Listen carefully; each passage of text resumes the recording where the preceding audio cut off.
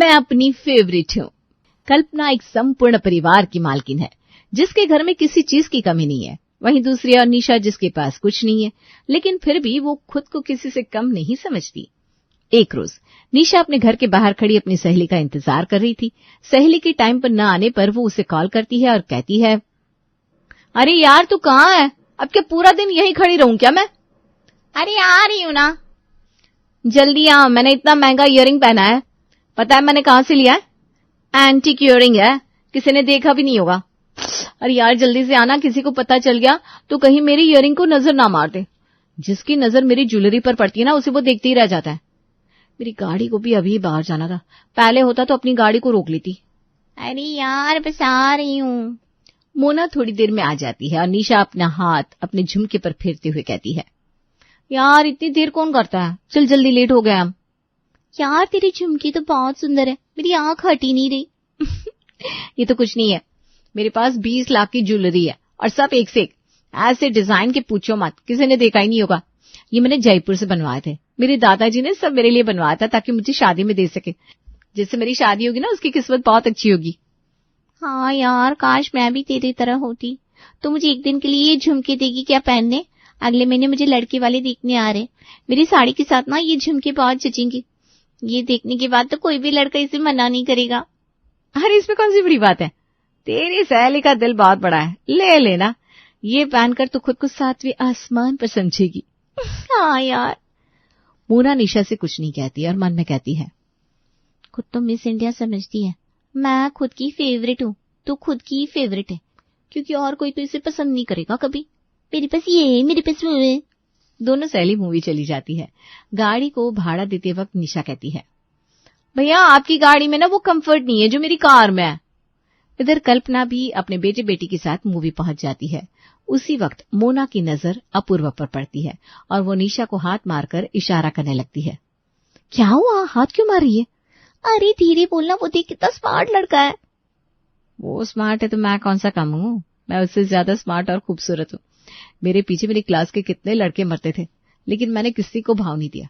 उन्हें भी पता चल गया कि इससे पटाना बहुत मुश्किल है। अरे यार बहुत पैसे वाला है, वो सुना है सिंघानिया है ना, वो लोग यही है, उनका इकलौता बेटा। जो भी लड़की इनके घर शादी होकर जाएगी उसकी तकदीर खुल जाएगी। नौकर चाकर से घर भरा पड़ा है, किसी भी चीज की कोई कमी नहीं है उनके घर में। पता है मेरे भाई ना एक बार इनके घर गया था, उसने बताया इनके घर घुसते एक बड़ा सा एक्वेरियम है, पूरा वॉल की साइज जितना बड़ा है। जितने भी पैसे वाले होंगे, मेरे जैसे ज्वेलरी उनके पास नहीं होगी। जो मेरे पास है उन्होंने कभी देखा भी नहीं होगा। ऐसे पैसे वाले किस काम के जब मेरे जैसे जेवर ही नहीं है उनके पास। हमारे गांव के घर में भी बहुत बड़ा एक्वेरियम है, तुझे कभी दिखाऊंगी। तो ना अपनी धुन में ही रहती है, उसकी गाड़ी देखी है, BMW से चलता है वो, और हम कैसे आए, ये भाड़ी की गाड़ी से। अरे भाई तू जब से आई है ना तब से उन लोगों की तारीफ के पुल बांधे जा रही है। तेरे साथ कौन चल रहा है तुझे पता भी है? मैं सिंगल पीस हूं पूरी दुनिया में। मोना अपने हाथ पर हाथ रखकर कहती है, मेरी मती मारी जाती है जो मैं इसके साथ आ जाती हूँ। काश इस लड़की की नजर मुझ पर पड़ जाए और ये मुझ पर फिदा हो जाए तो मैं भी ये गाना गाऊंगी। आज मैं ऊपर आसमान नीचे, आज मैं आगे जमाना है पीछे, पलट पलट पीछे पलट। कल्पना, अपूर्वा और सेजल अपनी सीट पर बैठ जाते हैं। इधर निशा अपनी सीट पर बैठने के लिए जाती है, तभी मोना अपूर्वा के पीछे वाली सीट पर खड़ी होकर कहती है, निशा यहीं बैठते हैं। यार अपनी सीट तो आगे है। यार पूरा हॉल खाली है, कहीं भी बैठे क्या फर्क पड़ता है। हाँ ये भी ठीक है। निशा मूवी देखने के बजाय अपनी तारीफ में लग जाती है। वहीं मोना की नजरें अपूर्वा पर टिक जाती है कि वो बस एक झलक उसे देख ले। यार तूने मेरे सैंडल देखे, कैसे लगे तुझे? बिल्कुल अलग है, ऐसा मैंने अभी तक किसी को पहनते नहीं देखा। ये मैंने स्पेशली ऑर्डर देकर बनवाया था। यार मूवी चल रही है और भी लोग बैठे हैं, मूवी देखने देना सबको। क्या बकवास मूवी, इससे तो अच्छा मैं घर पर ही रहती और खुद को देख लेती। मुझे लेकर मूवी बनाते तो पूरा हॉल भर जाता। निशा पूरी मूवी में खुद की तारीफ करती रहती है। अपूर्वा सब कुछ सुन रहा था और निशा को वो अपना दिल दे बैठता है। दिन बीतने लगते हैं और कल्पना अपने अपूर्वा के लिए लड़की देखने लगती है। लड़की अच्छे घर की होनी चाहिए, हमारे स्टेटस की बात है, हमारी नाक नीचे नहीं होनी चाहिए, किसी को कुछ बोलने का मौका ना मिले। तुम्हारी नाक नीची नहीं होगी, लड़कियों का रिश्ता खुद चलकर आएगा, हमारा नाम ही इतना है। वरुण कुछ पंडितों और अगमों को घर बुलाता है। पंडित जी, ये है अपूर्वा की कुंडली, इसमें देखकर बताइए कि इसकी शादी कब तक होने की आशा है। इस साल के जेठ के महीने में शादी हो ही जाएगी, लड़की बहुत ही सुंदर होगी। 2-3 पंडित एक ही बात कहते हैं, लेकिन वो लोग ये नहीं बताते कि शादी के बाद अपूर्वा को भारी घाटा होगा। पंडित जी, अब आप लोगों में ये बात फैला दीजिए कि हम अपने लड़के की शादी करेंगे। अच्छा, इसलिए हमें बुलाया है वरुण जी? जी, आप लोगों को भी तो यही काम करना है। मुझे अपने लड़के के लिए सुंदर और अच्छे घर की लड़की चाहिए।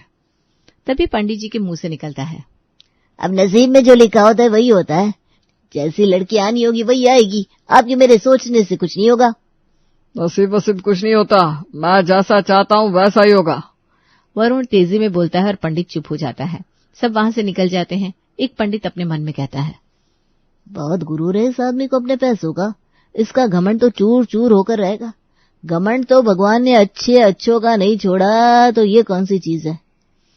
लोगों में अपूर्वा की शादी की बात पता चल जाती है। अपनी अपनी लड़की का रिश्ता लेकर सब वरुण के घर जाते हैं, लेकिन वरुण रिश्ता मना करके सबको लौटा देता है। इधर मोना को जब ये बात पता चलती है तो वो निशा से कहती है, यार अपूर्वा की शादी के लिए सिंघानिया लोग लड़की देख रहे हैं, तू भी अपनी बायोडाटा भिजवा दे। मैं क्यों भेजूं, वो मुझे अप्रोच करेंगे, मेरे पास क्या कमी है, 20 लाख के गहनों की मालकिन हूं, दद्दू ने सब मेरे नाम किया है। क्यों, तुझे उन लोगों ने रिजेक्ट कर दिया क्या? रहने दे मेरी माँ। मोना ये बात निशा के दद्दू से कहती है और दद्दू कहते हैं, बेटा मेरे अलावा निशा का कोई नहीं, अब इसकी शादी हो जाए तो मैं निश्चिंत हो जाऊं, वरना मौत का बुलावा कब आ जाए कौन जानता है। तू मेरी ओर से इसका बायोडेटा सिंघानिया को भिजवा दे। जी दद्दू।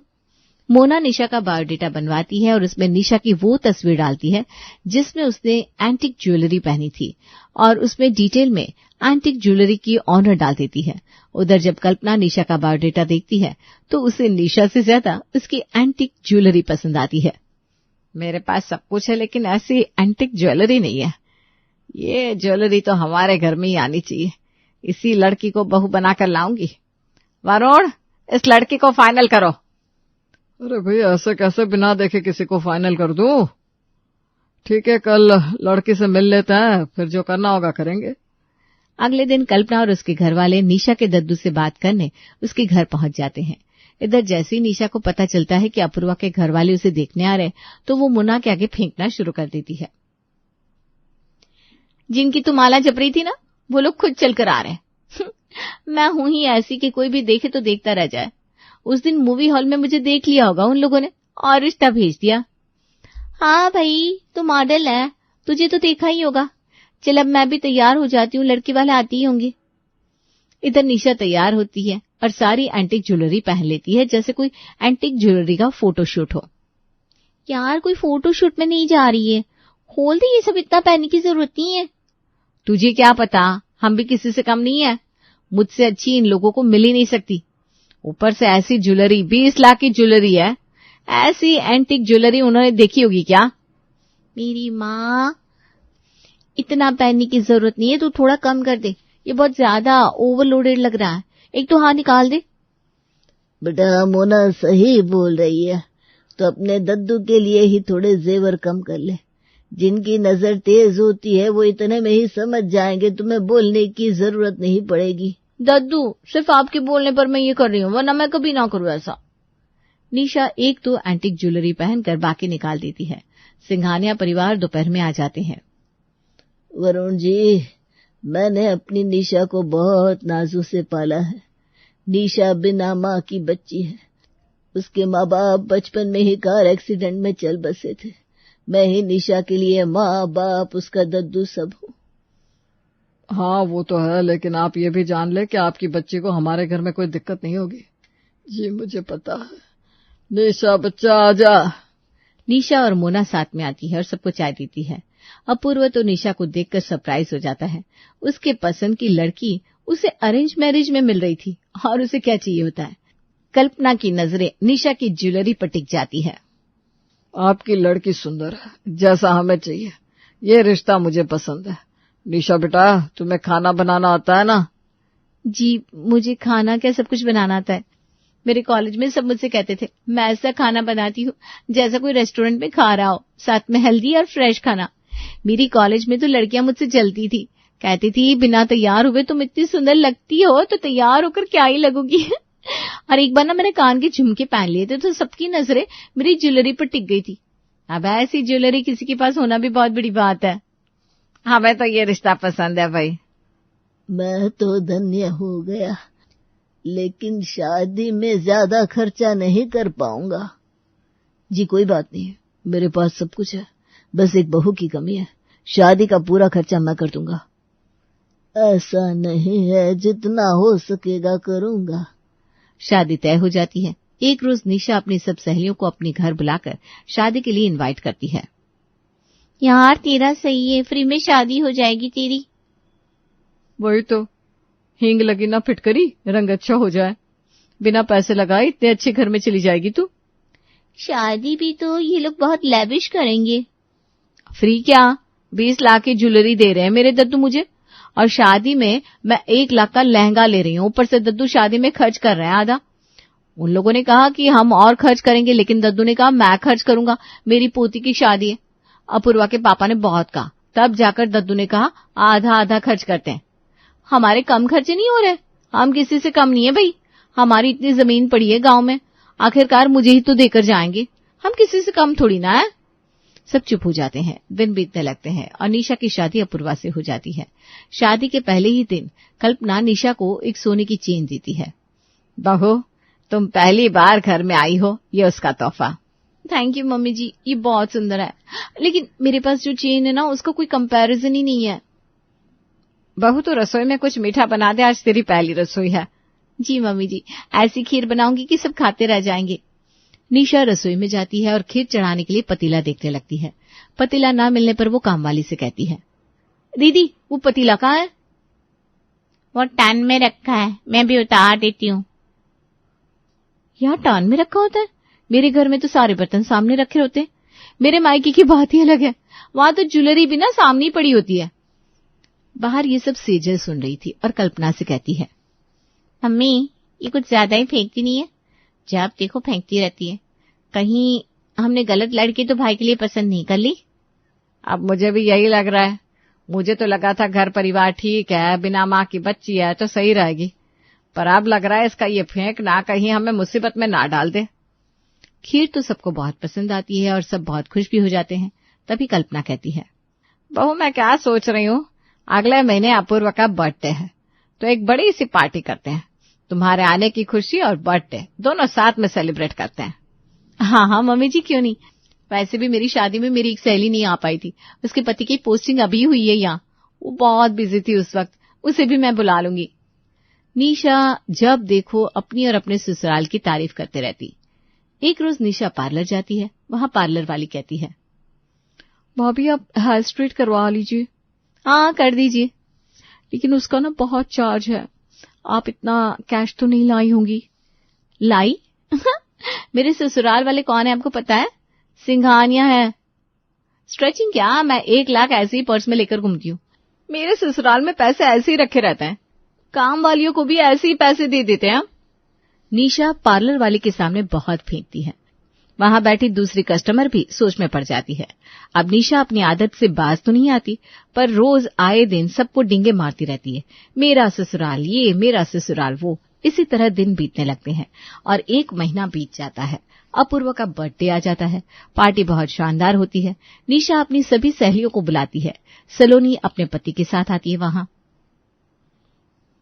कांग्रेचुलेशंस यार, अच्छा लगा मुझे देखकर, तेरी शादी अच्छे घर में हुई है, तुझे तो यहाँ बहुत आराम होगा। हाँ और नहीं तो क्या, 1 गिलास पानी तक नहीं उठाती हूँ मैं, हर चीज के लिए मेड है यहाँ। मेरे मायके में भी किसी चीज की कमी नहीं थी और ना ही यहाँ। शादी में दद्दू ने मुझे दिया भी खूब, 20 लाख के गहने दिए, यहाँ से भी इतना जेवर चढ़ा, पैसे की कोई कमी नहीं है।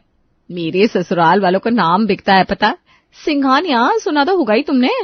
अभी नहीं आई है ना तू, अपने पति से पूछना कितना नाम है मेरे ससुराल वालों का। हाँ सुना है बहुत, चलो अच्छा है। निशा पूरी पार्टी में अपने पैसे और जेवर की बढ़ाई करती रहती है। सलोनी का पति सिंघानिया परिवार को बारीक नजरों से घूरता रहता है। मोना निशा से कहती है, निशा तो सबको क्यों बोलती है, किसी की नजर लग जाएगी। पैसा है अच्छी बात है, लेकिन ये सब बोलना नहीं चाहिए। तू भी ना बहुत ओल्ड फैशन है, ऐसा कुछ नहीं होता। मेरे यहाँ पैसा है तभी तो बोलती हूँ मैं। पार्टी खत्म हो जाती है और अगले दिन सलोनी का पति, जो कि इनकम टैक्स में होता है, ऐसे ही मौके की तलाश में था और उसे मौका मिल जाता है। अपनी टीम के साथ सुनील निशा के घर पहुंच जाता है। सुनील को दरवाजे पर देखकर निशा कहती है, जीजू आप यहाँ आइए, चलिए इसी बहाने घर देख लीजिए। ऐसा घर देखने का मौका मिलता कहाँ है। हाँ भाई, मौका मिलता है तभी तो मैं यहाँ रेड मारने आ गया। सोचा जेल में आपके ससुर जी से कुछ बातें कर लूंगा। निशा तुरंत फोन उठाकर अपूर्वा को फोन करने लगती है। तभी सुनील उसका फोन ले लेता है। साली साहिबा, ये फोन अब बंद कर दीजिए। आपके ससुर जी का बहुत नाम है, उन्हें पता चल ही जाएगा रेड के बारे में। वरुण और अपूर्वा वहां पहुंच जाते हैं। सुनील अपनी टीम के साथ कल्पना का पूरा घर उथल पुथल कर देता है और मोटी रकम के साथ साथ 20 लाख की निशा की ज्वेलरी भी उठाकर लेकर चला जाता है। निशा हक्का पक्का रह जाती है। मेरी 20 लाख की ज्वेलरी। और फेंको सबके सामने। मैंने तो पहले ही मम्मी से कहा था कि कुछ करवा के रहेगी, और आते ही हमारे घर में इतना बड़ा रेड पड़ गया। ये सब क्या हो गया? वही हुआ जो अब तक नहीं हुआ था। आज तक रेड वालों की हिम्मत नहीं थी, लेकिन तुम्हारे इस मुंह ने ये भी करवा दिया। मुझे तो लगा था ये तुम्हारा बचपना है।